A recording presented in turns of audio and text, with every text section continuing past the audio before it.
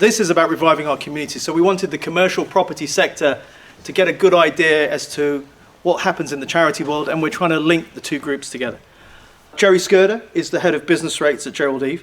He's been in the industry and respected and spoken for over 40 years. He leads business rates policy at Gerald Eve, advocating for a fairer, sustainable rating system. 20 years, and he's been a former president of the Rating Surveyors Association and chairman of the RICS Rating and Local Taxation Advisory Forum. He's also a fellow of the Institute of Revenues Rating and Valuation, and he speaks at the House of Commons amongst other networking and conference events as well. Please don't shoot the messenger. We're going to tell you our perspectives. Not all of you are going to like them, but they are the reality of what we see as the facts in our sectors and what we think is going to happen. So we may or may not get our guesses right, but please do hear us out, and then hopefully you can make some better decisions based on what we think is going to happen as well. So we've got a ex-chancellor who became a prime minister who is Brown by name, and then 15 years later we've got another ex-chancellor who became a prime minister who is Sunak by name. So there's been 15 years, 4 elections, probably a 5th election is going to come along, and nothing's really going to change when it comes to MT rates. So I guess what I wanted to say is business rates is a flat, easy to collect tax, probably not going to change dramatically for a while. And both political sides have had a chance to make changes, and they haven't done anything too drastic really. This tax has also been moved from collected locally for national government towards collected locally. Some of it is retained locally and some of it's passed to national government. So local governments have taken more of an interest now that when a change happens or the income drops, it hurts them locally, whereas previously it was just something that they collected because they were told to. I'm going to ask Jerry to come up at this point to cover off the history, but not the whole history of business rates, because he said it's been around for a few hundred years. Yeah, well, you said I had 90 minutes for this lot, yeah, so absolutely. So that should be right. Brilliant. So this is Jerry.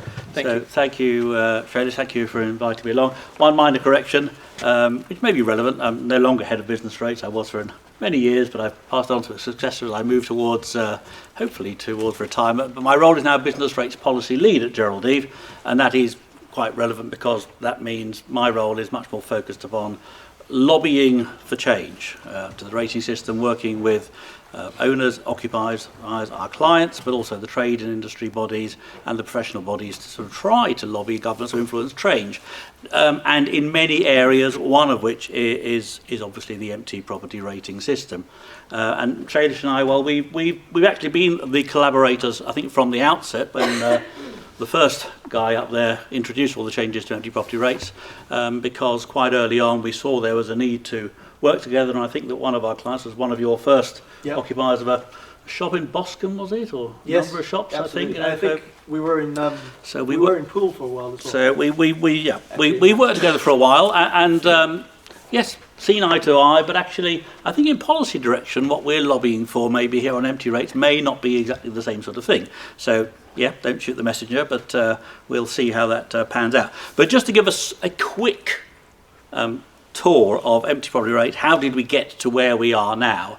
And I think obviously it's very interesting to note that actually, as Shelley said, we've had 15 years from when a Labour administration brought in the current MT property rate system that was in 2008, and here we are, and there have been no changes since then. Now you might think that's surprising, considering that everyone is complaining about the system, and I would say that actually, perhaps, and I don't know I don't think this is true, but perhaps the reason for this is that actually MT property rates are regarded by a Conservative administration as actually being inequitable, not really in line with the sort of taxes that Conservative governments would like to raise, because they are very much seen as a tax on failure. They're the only tax in the country where there is actually no receipt coming in against which to pay that tax.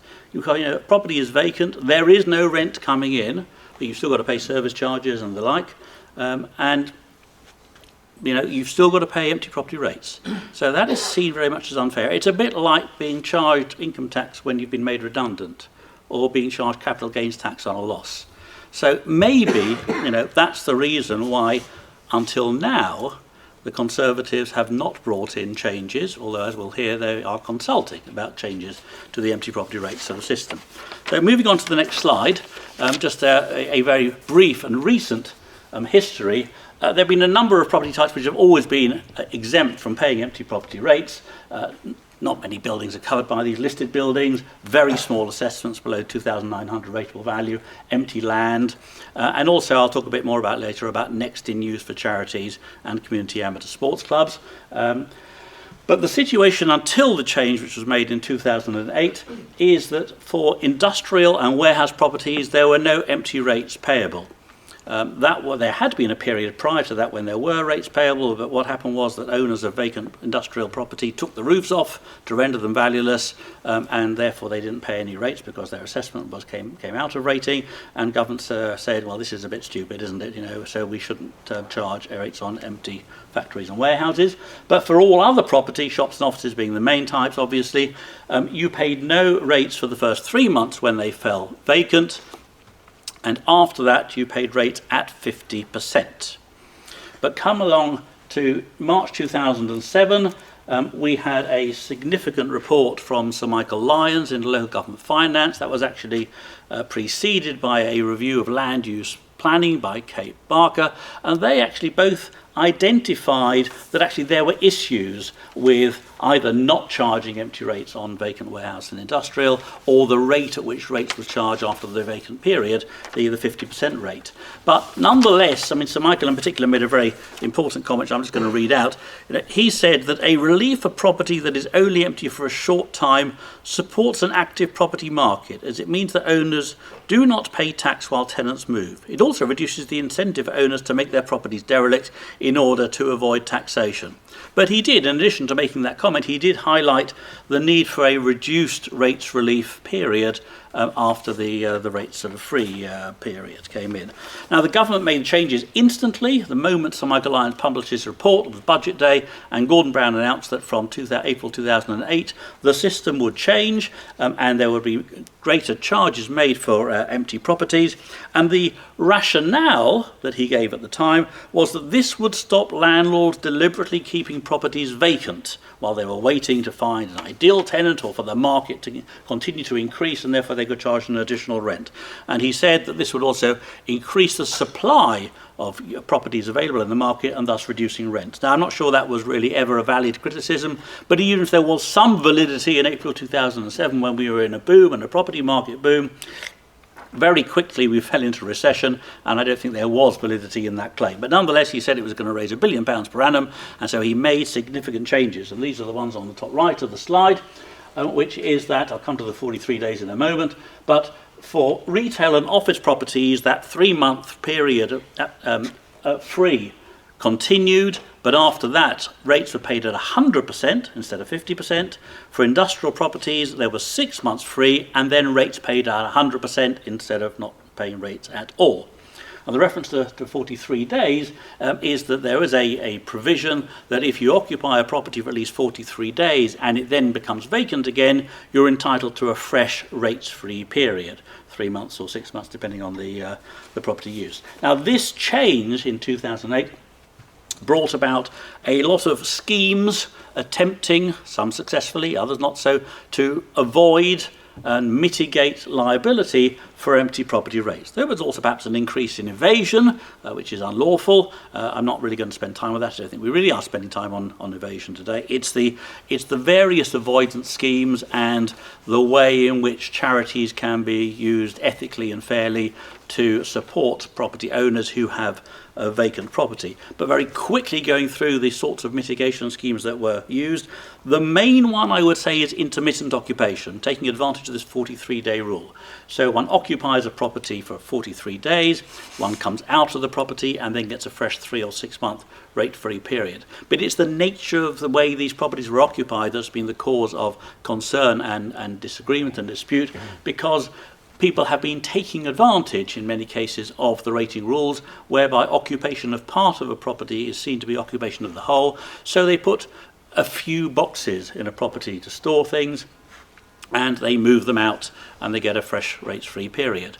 Or They use a Bluetooth transmitting device, a little box that sits in the corner of a building, a whole massive big building, one little box sitting there. It transmits a message, so beneficial use is being made of the space. You take that box out after 43 days, you get a fresh rates-free period. Members' voluntary liquidation is another one. If you are in members' voluntary liquidation, you don't pay empty rates. So we had a number of companies being set up and instantly going into members' voluntary liquidation, and the liquidator took an awful long time to actually get around to liquidating the company. So, those companies were set up, ostensibly for the purpose of avoiding empty property rates. They took on a lease of space and ended up paying no rates at all for it. Charities, they have been used, sometimes abused, but used because they are for two reasons. One is a charity in occupation gets 80% mandatory relief from rates, so that obviously reduces the liability for a property, particularly if you're paying 100% as empty rates. But there's also a provision whereby if a charity has a property which is vacant, but when next in use it appears that it's going to be occupied by a charity, then there's 100% relief for that period. So genuine charities have been able to make use of this facility, but we've seen, I think, significant growth in a number of charities being set up for the purpose of assisting landlords to avoid empty property rates. Now, landlords have to make contributions to these charities in order to get them in to occupy their space, but the system was being, I would say, misused. There was a guardian scheme whereby properties that were vacant, guardians were put into the property for residential purposes. They occupied some or all of the property, and they were then charged council tax because it was a residential property rather than non-domestic rates because it was a commercial property. And lastly, very inventively, but no, I wouldn't support it. Agricultural property doesn't pay rates. They're exempt from rates. So we had people who were going into offices, shops, warehouses, and using them for snail farming, and then claiming that that was agricultural. And in some cases, they were successful. Now, many of these schemes and scams have been through the courts. Some have stood the test of time. Others have been found not to be lawful and no longer in play. I realise I'm taking up much too much time. Let's move on to my last slide. And just bring up to speed, there are a couple of the schemes which we might talk about later which are no longer available. Big changes that have occurred and may be on the way. In 2020 and 21, Wales and Scotland have changed the way in which the schemes apply in their countries. What rates are devolved to the devolved administrations, but the 43 days occupation has been moved out to 6 months occupation. So you'd have to occupy for 6 months before you get a fresh rates-free period of 3 months or 6 months. So that really affects the whole equation, the financial equation, as actually whether it's worthwhile bringing a company in order to occupy for that purpose. In Wales, I think it's a mandatory period of 6 months. In Scotland, I think they've got discretion as to how each local authority has discretion as to how to operate it. And well, that may be on the way here. We had a consultation just this last summer, I think it closed in September, from the government on avoidance and evasion and what might be done to tackle those aspects within the rating system, with quite a focus, not exclusively, but quite a focus on the empty property rating system and some of these schemes and scams that are being operated by companies at the moment in order to avoid empty rates. One of the suggestions, one of the proposals, was that maybe that 6-week minimum period of occupation should be moved out. Should it be 3 months? Should it be 6 months? Another was perhaps there should be a limit on the number of times that an individual ratepayer can claim the empty rates, the rates-free period. There were questions around the next in use. Is it right? Should we still have this next in use whereby if you are a charity or a community amateur sports club with property which is vacant and it appears that when next occupied it will be used by a charity or a community amateur sports club, that it should have 100% relief? And an open-ended question as to, what other schemes are people familiar with and have come across that they think ought to be shut down. So that consultation closed in September. I had anticipated we might get an announcement in the autumn statement. Shailesh and I had a chat about that, I think, the day beforehand. No, there was nothing there. We may get it in the spring budget. We may get an announcement in the spring budget. But if so, well, that's the 6th of March. Is that too late for any change to be brought in for the 1st of April 24? I mean, it could come in and be backdated, maybe. But, as we all know, we've got a general election around the corner. So actually, is anything going to change before a general election? And if so, how? I mean, the Labour administration have said they're going to abolish business rates and replace it with something which looks like business rates, but it's called something else. We don't know what their thinking is about that, let alone about empty property rates. So there's a lot up in the air.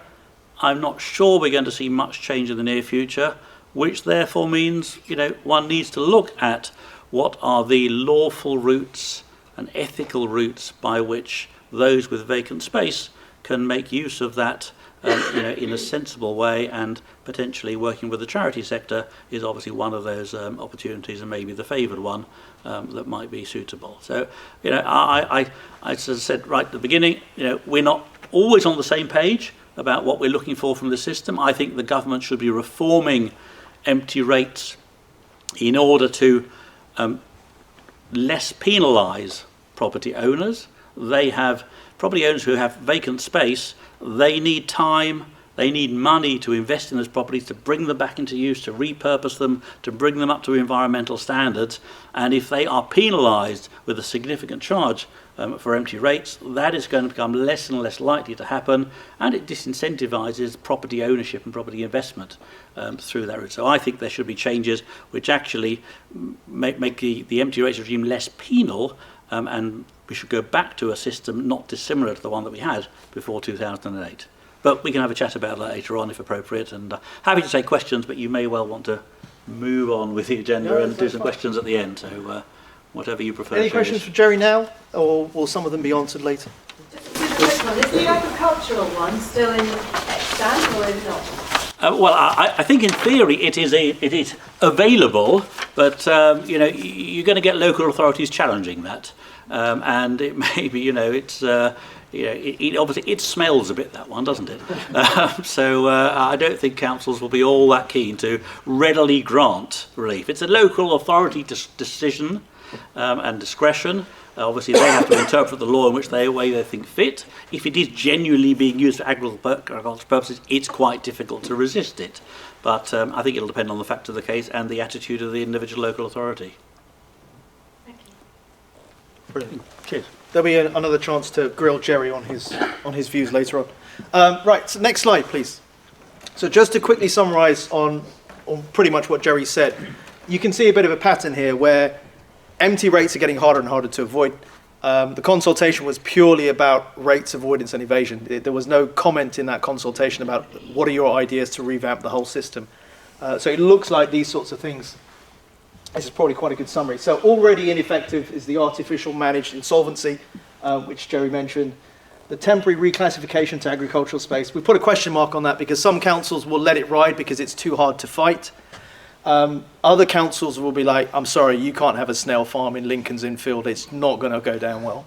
And Camden Council will take you to court and have done successfully. The Guardian programme doesn't work anymore. But I will say one thing though, and there is one guy from the sector in the room. It is still a good option if it suits the building and you're really worried about things like squatters and frozen pipes. It works well, and we work quite closely with that sector as well sometimes. But you can't really put a Guardian into a shopping centre with a shop and put a shower in there. So it doesn't always suit every building. 6 weeks occupation to reset the clock and get the empty rates relief again. Again, it's been crossed out there because it does not work in Wales or Scotland anymore. The same item is still listed here for England only. So as I say, whilst the building is unoccupied, you can get relief. You can try and make your building a listed building, but nobody really wants to go down that road. It's going to be complicated for your life. Try and get the valuation office to reassess the space to less than 2,900. It does work if you're going to take a space like this and slice it into really, really small rooms. But in the City of London, you have to go really tiny to be able to get it that low. So these are factually accurate, but pretty hard to actually implement these three over here. And again, as I say, you can still do the 6-week, 43-day thing in England, but we don't know for how long. And this is something that I picked up in a conversation with one of Jerry's colleagues originally a few days ago is, well, the best way to not pay empty rates is to make sure it's not empty. So actually cut a deal, which was the whole idea for this incentive. Cut a deal with a retailer, a leisure operator, whoever it is, go down lower on the rent, give them a rent-free period, support them in some other way if you can. And you're going to hear more from Matt later on with his long game ideas, which is that kind of mindset. And I think it's a good one to have. And then, of course, there is the charity sector where we can try and plug the gap, because charities, the biggest problem they face outside money is space. They can either don't have the space to be able to run the project or any other stuff that comes with it. So if we can help the charity sector who get busier during hard times along that journey, then that's kind of the way to go, really. To get to the long game, sometimes you have to go through a bit of short-term pain.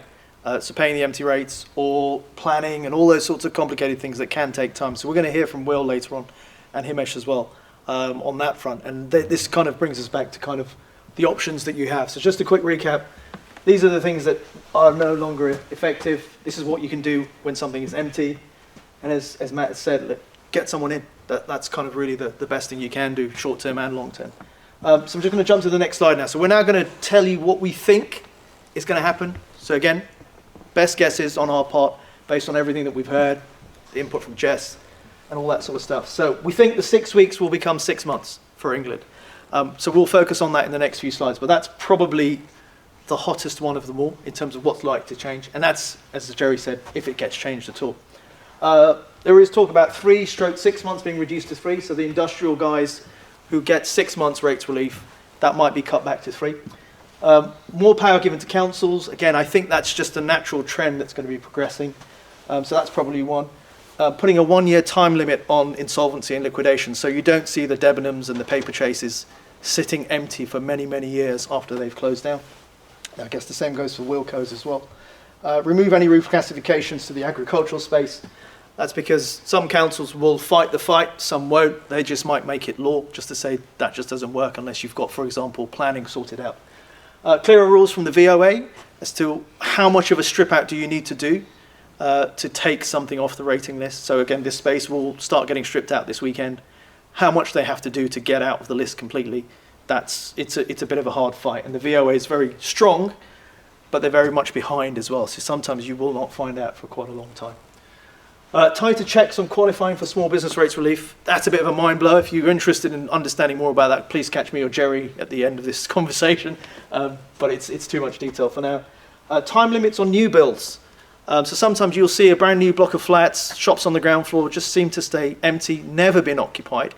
And correct if I'm wrong, Jerry, but they don't pay rates until they first come into occupation, I think is the rule at the moment. Yeah, I mean, again, another complex area, but councils can serve completion notices, which doesn't force a developer to actually do any works, but it makes an assumption that works will be completed with a certain time limit, yeah. And then empty rates can kick in. So there are rules, but very complex area. Okay. Oh, my mind is blown already, so we'll move on from that one. And then, of course, this is the one that we're here for, is to try and help you get your head around ethical empty rates mitigation work, and please help the charity sector as well. So I'm going to take you through some of those. Okay, so the current situation, and hopefully you guys are into graphs. If you have a rate bill of 100 grand between day 0 and day 365, you'll pay 100 grand in empty rates. That's the blue line. The more you save, the lower these costs will be. So the gap is what you're interested in if you're a landlord.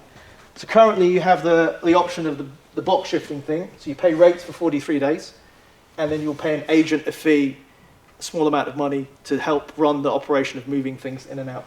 And then you do it again, pay rates for 43 days, pay a fee, 43 this. And this is the thing that was been referred to as box shifting or Bluetooth device using. So we can show you the next graph. So basically, we've tried to show you what's the difference between these two mechanisms. So the red line is if you work with a stop and the charity sector, you'd be roughly the same over a period of time. Sometimes we're faster in terms of getting rates relief because it starts on day 1. Sometimes there's less admin with us. Sometimes it's the other way around. So all in all, it's about the same at the moment. This big drop here is a lesser known tax break. So if you are a UK tax paying landlord, you'll get a tax break. So this is the interesting thing with the tax man. Although he's penalising landlords for empty buildings, and Jerry is totally spot on, there are other tax breaks that are there and exist to help the charity sector. So one of them is, if you donate space to a charity for a year, they will give you a certificate. The charity can give you a certificate saying, thank you for the space. I know you could have charged me, say for this floor, £150,000 in rent over the course of a year, but you've charged us nothing. Here's a bit of paper saying thank you very much. You can take that piece of paper, put it on your tax return at the end of the year, and reduce your taxable profits by 150 grand. So although you haven't handed any money over, you're getting a big tax deduction. So you take the tax rate times 150 grand, that's about £35,000 of hard money in your pocket. This is on top of the business rate saving. So when we talk to an accountant who brings this angle in and introduces that to the property sector, that, as I say, is when magic happens. And that's why you'll see the costs drop off dramatically at day 366. You don't have to commit to that front. It doesn't work for pension schemes and REITs because they don't pay tax. But if there is a UK tax-paying landlord, this is a very less known benefit that's out there for you. Can I have the next slide, please? So if England copies Wales and Scotland and moves the 6 weeks to 6 months, you'll have to pay rates for 6 months, 183 days. So that's about 50 grand out of the 100 you have to pay. And then you'll get your 3 months rates relief, and then you'll do it again. So the next graph will show you that this is not as good as it used to be. So the box shifting model is basically broken in Wales and Scotland. So people don't do that anymore, generally speaking, out there. So the gap between the blue line and the red line is much more viable, basically, in this situation. So again, everything else stays the same. Is everyone okay with that? Do they get it? Brilliant. Thank you. Okay, next slide. Right, this is where we're going to bring in a couple of other people as well. So we've talked about money quite a lot. There are additional benefits. So the money we've talked about, that's great. The 2 tax breaks, we've mentioned one already. Will's going to bring in another one in a little while. Insurance, lights on, and charities become a rent-paying tenant. So I'm going to cover off some of these quickly, and I'll introduce Himesh probably next.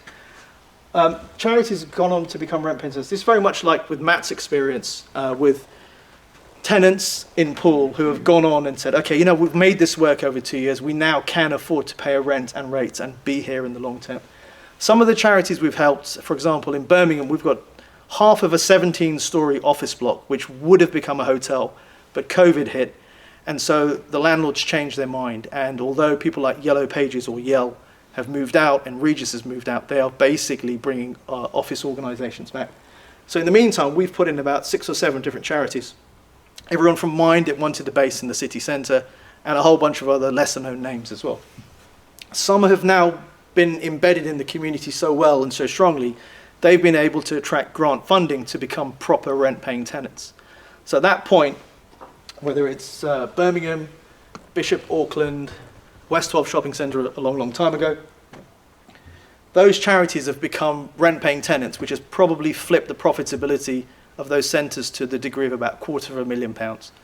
So again, it's a bit like what Matt does. If you give someone a bit of a chance to embed themselves and prove their worth, they will deliver value to you. So that could be a charity, it could be another social enterprise, or just a normal corporate as well. Benefits of lights on, there's more people that will come to your shop and therefore shop at the other shops as well. And with the lights on, your shop might become more viable as a potential tenant. So we used to do a free bookshop in Eastleigh, and it was so popular that a Cafe Nero came along and took the space off us. So we kind of became a victim of our own success. But that's a good thing because we bought that viability and noticeability as well.